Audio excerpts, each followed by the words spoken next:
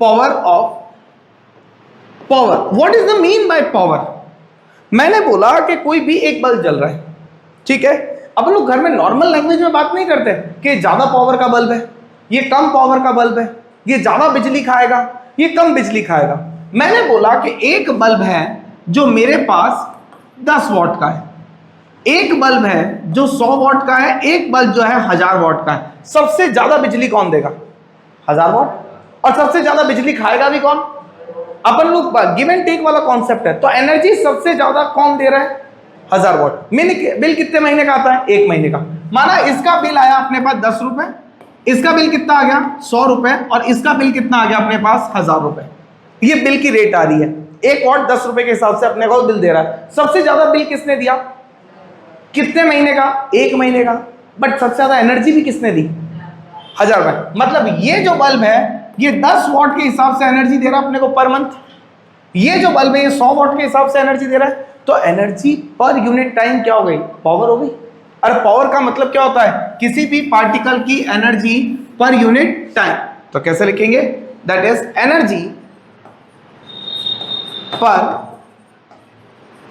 Unit time is called as power.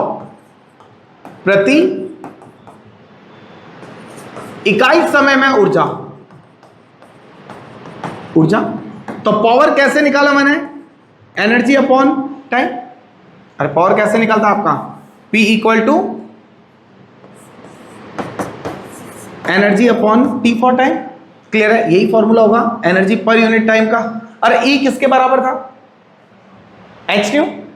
एक photon के लिए n के लिए NH न्यू। तो कहना इसे power equal to NH nu upon T। Clear है? क्या मैं इसको ऐसा लिख सकता हूं क्या? पावर इक्वल टू NHC अपॉन lambda upon T। What is n? Number of photon. कल निकाले थे ना बने। अरे एक पार्टिकल के लिए कितना था? E बराबर NH न्यू। तो एक के लिए H न्यू, तो n के लिए कितना? NH new. क्लियर है? n किसके बराबर? Number of photon per unit of time. तो क्या मैं इस n बाई टी को अलग निकाल लूं?